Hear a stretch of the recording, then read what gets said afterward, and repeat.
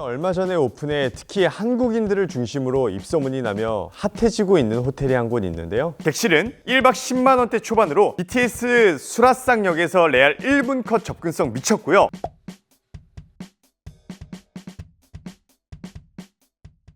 황홀한 야경과 오감을 자극하는 음식, 활기 넘치는 현지 시장은 물론이고 초호화 럭셔리 쇼핑몰까지 모두 갖춘 동남아 여행의 성지 방콕.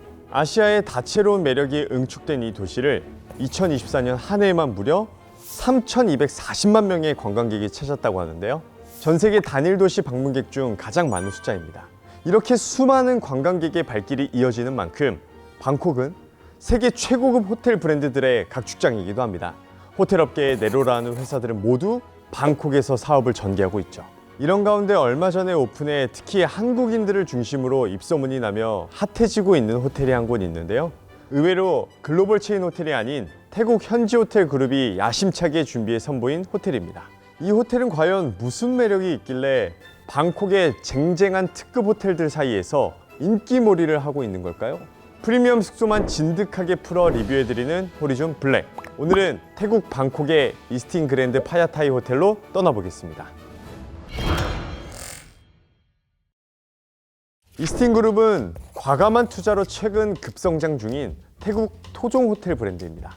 업력은 20년이 채 안 되어 호텔 업계에서는 신생축에 속하죠.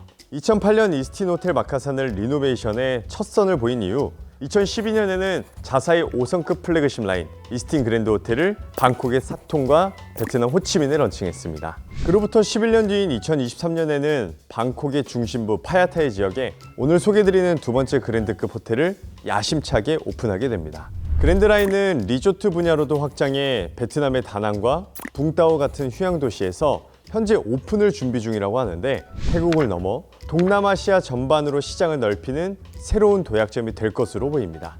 방콕 여행에서 숙소를 선택하는 제일 중요한 기준은 아무래도 위치잖아요.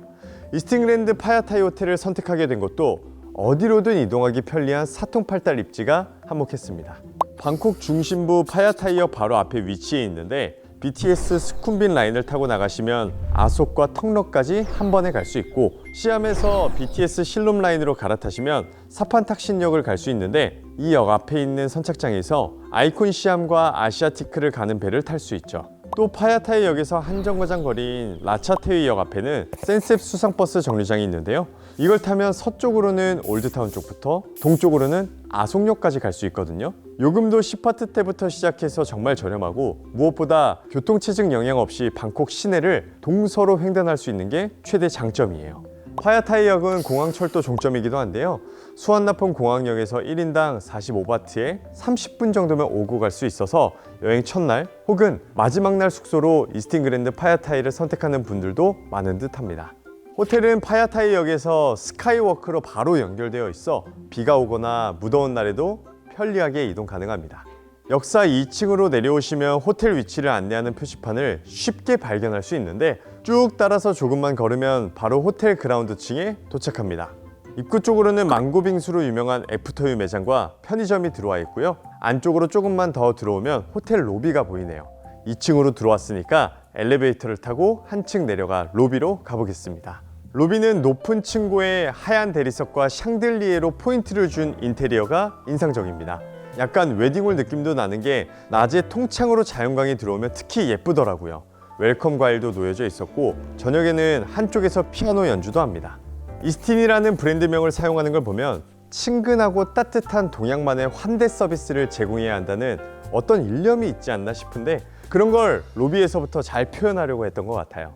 기분 좋은 첫인상을 가진 채로 순조롭게 체크인을 마쳤습니다. 호텔 건물은 23년도 오픈에 맞춰 준공됐는데요. 무려 51층 높이로 저층에는 로비와 상가, 컨벤션 시설, 조식당, 중간층에는 기업체 사무실이 들어와 있고요. 22층부터 51층까지가 호텔 시설입니다. 총 494실로 규모가 꽤 크죠? 37층 수영장과 38층 스카이 라운지를 기준으로 저층부 객실과 고층부 객실로 나뉘는데 엘리베이터도 나눠서 운영되더라고요. 저는 31층 객실에 배정을 받았고요. 고속 엘리베이터라 금방 올라갑니다. 좋은 향이 나는 복도를 지나 객실에 도착을 했네요. 제가 묵었던 슈페리어 파노라마 룸입니다. 어느 쪽을 배정받든 워낙 고층이라 탁 트인 도시 전망 감상 가능하고요. 베드는 널찍한 킹 사이즈로 들어와 있고 침대 옆 창가 쪽으로 협탁과 소파 베드가 놓여져 있습니다. 침대 밑만 카페트고 나머진 마루와 대리석 바닥이라 먼지가 덜 나서 좋더라고요. 널찍하게 빠진 화장실에는 핸드타월, 일반 타월, 바디 타월이 각각 2개씩 넉넉히 마련되어 있고 어메니티로는 면도기, 빗, 칫솔 등의 일회용품과 호텔 자체 브랜드 샴푸와 바디워시가 다회용기에 담겨 제공됩니다. 바디로션은 기본 제공되진 않는데 요청 시 가져다 주니까 참고하세요. 옷장에는 가운과 우산, 옆으로는 금고가 있고 슬리퍼와 쪼리도 비치해 둡니다. 수영장 갈 때 신고 가면 좋았고요. TV는 크롬캐스트 연결이 돼서 밤에 유튜브나 넷플릭스 보기 편했네요. 이 밖에도 포트와 컵, 물 4병이 준비되고요. 냉장고엔 별도로 미니바가 준비되진 않았는데 한 단계 위 객실인 디럭스룸부터 이용 가능하다고 하더라고요. 디럭스룸에는 미니바가 세팅되는 것 외에도 욕조가 딸린 넓은 화장실에 바스솔트 같은 전용 어메니티도 구비됩니다. 또 전용 라운지에서 스낵과 다과를 즐길 수 있는데요. 오후 5시 반부터 7시 반까지 해피아워 동안에는 각종 주류와 핑거푸드들이 무제한 제공됩니다. 슈페리어 룸에 비해 박당 10만 원 정도 비싸긴 한데 라운지에서 프라이빗 체크인과 체크아웃, 조식까지 먹을 수 있다고 하고요. 럭셔리한 턴다운 서비스도 제공해준다고 하니까요. 시내 관광보다 호캉스에 더 집중하시겠다 하는 분들은 디럭스룸 이상급에서의 투숙을 고려해보셔도 괜찮을 것 같네요. 지금부터는 이 호텔이 무엇 때문에 입소문을 타게 됐는지를 하나씩 파헤쳐 보겠습니다. 먼저 나이와 국적 불문, 입을 모아 칭찬하는 게 스마트 컨시어지 앱이더라고요. 앱을 통해 투숙에 관련된 정보를 손쉽게 확인할 수 있고 각종 서비스들도 편리하게 요청 가능한데요. 국내에서도 일부 호텔에서 운영 중이라는 이야기를 듣긴 했는데 아예 언어가 다른 외국에서 이용해 보니까 편리함이 상상을 초월합니다. 체크인할 때 이렇게 컨시어지 앱 설치를 안내해 주는데요. 앱을 깐 뒤 프론트 직원이 안내해주는 QR코드를 찍으면 배정받은 객실이 앱과 연결이 됩니다. 언어 설정 한국어로 해주시고 들어가면 호텔 시설 정보와 실시간 공지사항을 확인할 수 있는데요. 추가 어메니티나 룸서비스 주문도 가능하고 호텔 직원과의 1:1 채팅 기능도 제공됩니다. 이 채팅을 통해 크고 작은 서비스 요청부터 각종 문의까지 모두 해결하실 수 있죠. 실제로 테스트 삼아 카오산 로드에서 사온 과일 커팅을 요청했더니 150바트에 가능하다는 답변을 신속히 받았네요. 자동 번역 기능을 지원해서 영어로 쓰든 한국어로 쓰든 소통이 불편하진 않았고요. 직원분이 과일을 가져간 후 20분 정도 지나니까 손질해서 가져다 주시더라고요. 그릇이랑 식기도 같이 와서 객실에서 간편하게 과일을 먹을 수 있었습니다. 연박 투숙객들은 앱에서 에코리어드 신청도 가능한데요. 하우스키핑을 생략하면 100바트를 시금권 크레딧으로 적립해주는 제도입니다. 객실을 많이 어지럽히는 편도 아니었고 한번 하우스키핑을 해줄 때 깔끔하고 센스 있게 잘 정돈해 주셔서 저는 총 4박 중 2번 에코리어드를 신청했는데요. 그렇게 받은 200크레딧은 풀바에서 사용했습니다. 에코리어드를 신청해도 기본적인 정리는 해주시는 것 같았고요. 부족한 물품들은 아까 보셨듯 추가 신청하면 돼서 크게 불편하진 않았습니다. 이어서 부대 시설 이야기도 좀 해볼까요? 이 호텔 다른 거 다 차치하고 수영장 하나 보고 오시는 분들도 꽤 있을 것 같아요. 22층 인피니티 풀이 특히 예쁜 걸로 유명한데요. 바닥이 에메랄드 컬러라 빛을 받으면 청량감이 극대화되는 데다가 탁 트인 방콕 시티뷰도 조망할 수 있어서 한국인들 사이에선 이미 꽤나 유명한 인스타 성지죠. 풀은 1.2m 수심으로 좌우폭 길게 빠졌고 샤워 시설과 비치타월 잘 구비되어 있고요. 선베드와 카바나 수도 넉넉히 마련되어 있습니다. 다만 물 온도가 꽤 찬 편이라 1월에 방문한 제 기준 수영보다는 볕을 쬐면서 책을 읽거나 술을 즐기는 사람들이 더 많았습니다. 풀바 트라토리아에서는 주로 이탈리아 요리들을 시킬 수 있었는데요. 매일 오후 5시부터 7시까지는 해피아워라 모든 주류를 반값에 즐길 수 있고요. 체크인 때 주는 웰컴 드링크 쿠폰으로 목테일이나 청량음료를 받을 수도 있습니다. 37층에도 수영장이 한 곳 추가로 더 있는데요. 22층 수영장에 비하면 작은 규모지만 수심은 더 깊고 사람은 적어서 조용히 수영을 즐기고 싶은 분들께 추천드립니다. 풀 바로 옆으로는 스파 시설이 나란히 있어서 수영 후 마사지를 받으며 휴식하기도 좋습니다. 24시간 운영하는 피트니스 센터는 수영장이 있는 22층 한쪽에 별도로 마련되어 있습니다.